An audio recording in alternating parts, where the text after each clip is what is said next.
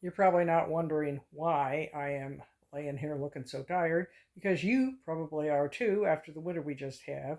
And this is 2023, and what we're dealing with right now is fluid dynamics as the ice caps on Antarctica melt. That cold's got to go someplace, so it's got to go here. So, this is a message to Clallam County government. It's time now for the Pacific Northwest to start getting road graders and other snow moving vehicles that you can keep in barns during the summer, because we're going to need them in the winter every single year because these ice caps are going to keep melting. We are going to have more than just a truck with a grader blade on the front of it. That isn't going to work because that just piles up in people's driveways and they have to keep trying to dig themselves out. They can't get to medical appointments. They have to pay a guy $30 a piece, which, we all appreciate him running around with his little backhoe cleaning everything out. But that only means that if a friend has enough money to get you out, you may not be able to make it to your doctor's appointment or the food bank or whatever the heck you have to go to, or just to your job. It's also so that we can get the post office taken care of, so that we can have any kind of public access cleared out. So you're just going to have to look at this. The other thing we're looking at right now, and I imagine we're not the only ones, is these literal tons of snow are ripping gutters off the sides of houses and off the sides of the double wides, like down on Slip Point. A lot of us use double wides up here because they just seem to withstand the weather better, and we put metal roofs on them and everything else. But we are now going to have to stop trying to leave our winter care situation to occasional capitalism and do what we have to do up here, which is, of course, socialism. We have to put our tax money in so that we can then support everybody in the system. And so the Pacific Northwest, with the snow coming in, and especially here on the Olympic Peninsula, where all the crap comes in from the Fraser and it's coming up from Antarctica.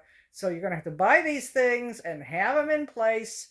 And the guy up here with the backhoe, just pay him to go around cleaning people's driveways out, because we're going to need this desperately. There's people who, we got a lot of elderly people up here. We got a lot of people who don't have vehicles. We got a lot of people who need transportation, and we cannot be having these small machines coming in and having it to the point where you just have a little lane in between these massive heaps of snow. I mean, they're up over people's heads, and then people have to walk along these icy roads to get to where they have to go, even if it's just get downtown to get where's my brain, the bus.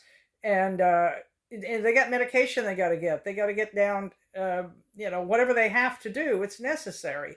And so they're having to walk on these places, and all we need is one car coming along and trying to hit their brakes on the ice, and they've taken care of that person, because you got snow piled up 10 feet on both sides. They're not going to be able to scramble their way out. So once again, I'm contacting local government because, as usual, and why I contact local government is because situations could become lethal.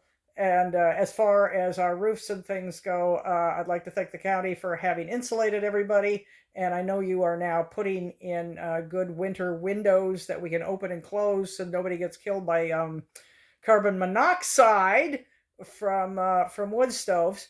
And unfortunately, we already put in our windows, so can't take part of that. So now we're just gonna have to bite the bullet and start taking care of something to do with the fact that gutters are going to be collapsing every year, and that's going to lead to rotten roofs and rotten walls, and then we're going to be left with a whole bunch of people who could become homeless.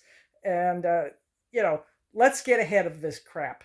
And so that's me doing a quick hello, Merry Christmas, and Happy New Year to everybody, and hope that we get this all together and things will be better for next year.